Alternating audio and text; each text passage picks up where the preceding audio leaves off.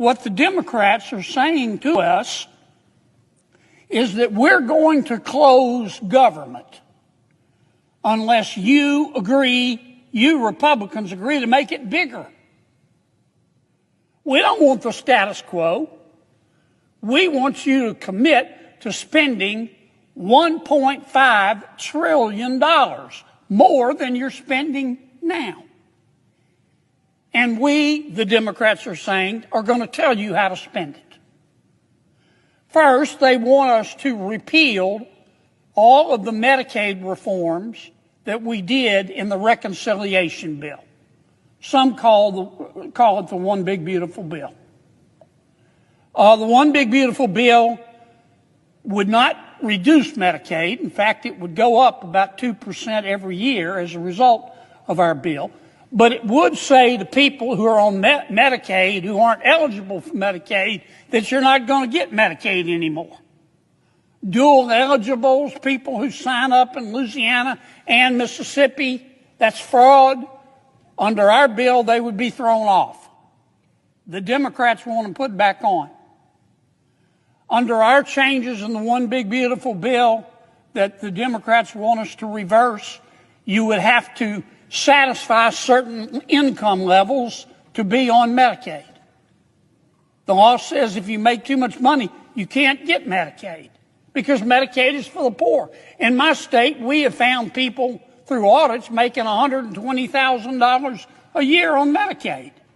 So our bill, which the Democrats want us to repeal after just passing it, would say to those people that if you don't meet the income limits, you can't get Medicaid. So that's the first demand of the Democrats. Take out all the reforms that we made to Medicaid in the reconciliation bill and throw them out the window. Number two, they want to extend the Obamacare subsidies. What does that mean?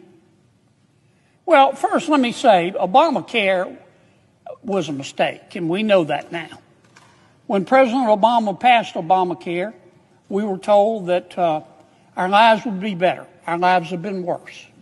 We were told that it would make health insurance more accessible and more affordable. It's done neither. On the non-Medicaid part of Obamacare, we've got, 25 million Americans who are accessing it. And for the most part, about 90% of them are low-income Americans. But the rest are making huge sums of money. Some are making $160,000 a year getting Obamacare subsidized by taxpayers. And that's not the way it was supposed to be. How did we get here?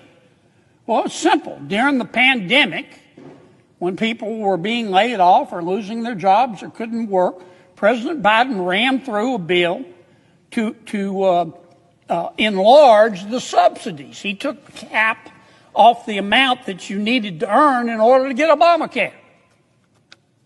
And those subsidies at the end of this year are about to run out.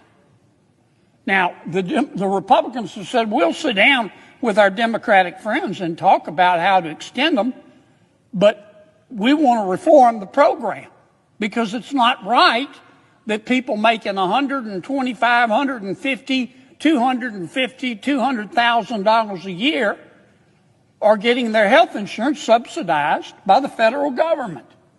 That's bone deep down to the mayor stupid.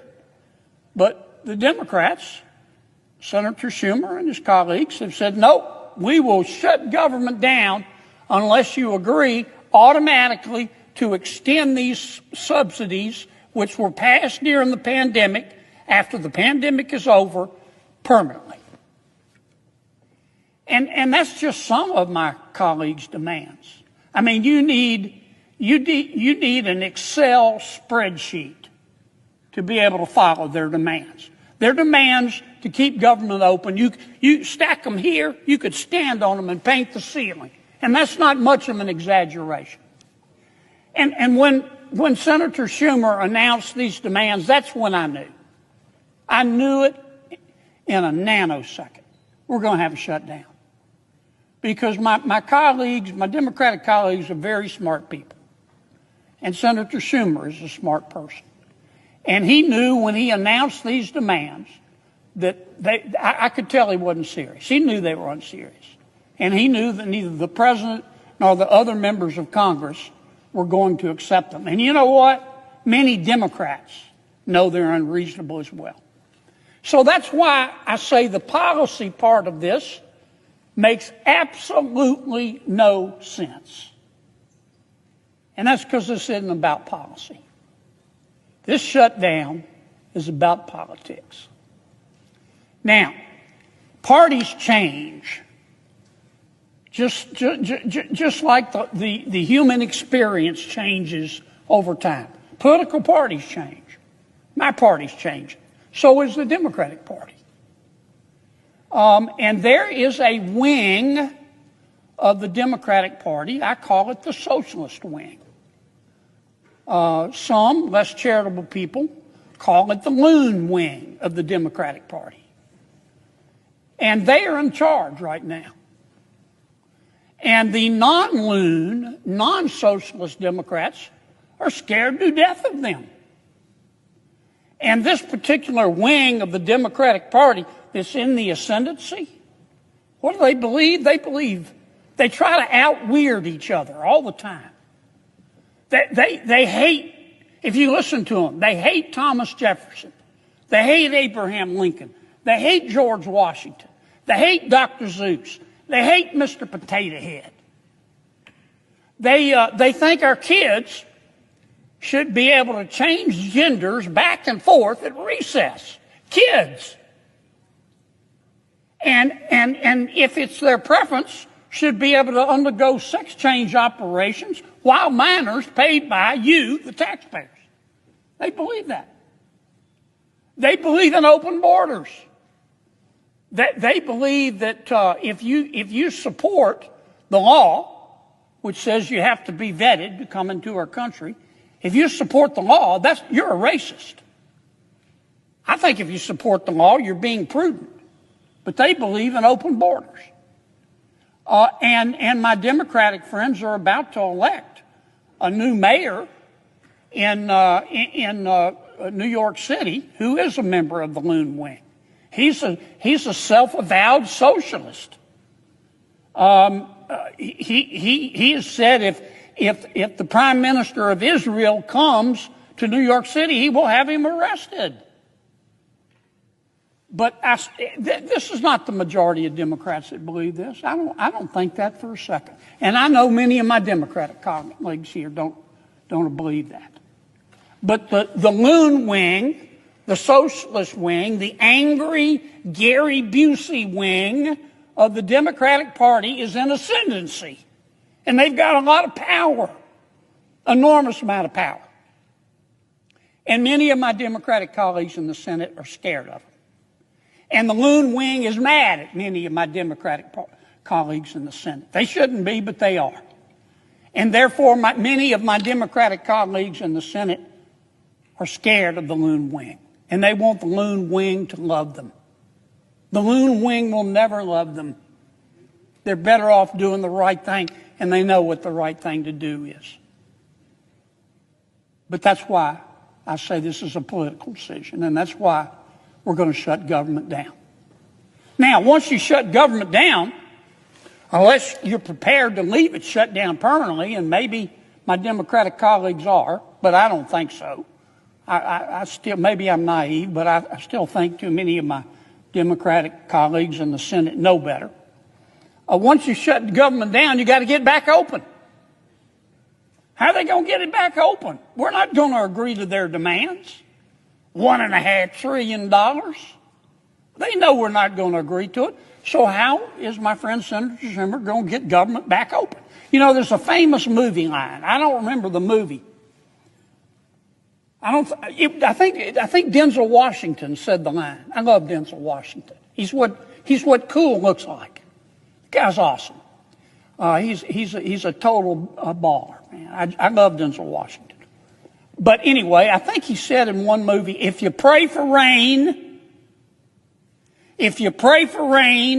you better be prepared to deal with the mud. And truer words were never spoken. So if you want to shut down, I say to my Democratic friends, you better be prepared to deal with the mud. How you going to get it back open? How you going to get it back open? I wouldn't want to be in their shoes to have to make that decision. Let me just say a few words. Every time we do a shutdown, it scares the living daylights out of the American people, especially our elderly. It breaks my heart. All of us get phone calls from folks scared to death. They're not going to get their Social Security check, or they're not going to be able to see their doctor, and it just breaks my heart. So I want to give them a little bit of assurance.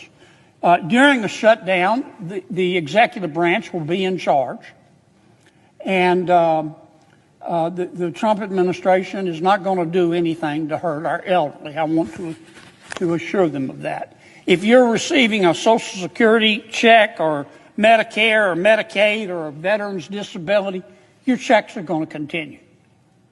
We will make sure of that. Trump administration will make sure of that. Government may be shut down, but essential workers will still be there to make sure those checks are sent out. If you're hungry and you don't have the money to eat, we're not going to let you starve to death. The administration is going to continue payments. We call it, some people call it SNAP. I call it food stamps. And we will continue the payments for the women, infants, and children's program. Most of us refer that to WIC. You'll still get your mail. Don't worry about that. Postal Service will be working through the shutdown. If you depend for health care on your Veterans Administration and VA medical centers, they're going to remain open. So I don't want you to be scared about that. Now, you're going to notice an impact. Probably we've got 2.5 million federal employees. Probably 750,000 aren't going to be on the job. Under the law, they have to go home. So you will notice an impact. You'll notice it in our parks. You'll notice it in our museums here in Washington. If you're visiting, you'll notice it in many of the federal agencies. That's the law. They can't come to work in a shutdown. Doesn't matter who initiates the shutdown. We still got a little time. It's midnight tonight, and we're going to be taking some votes here in a few minutes. Give our Democratic colleagues one last chance. One last chance to do the right thing. And I certainly hope they accept it.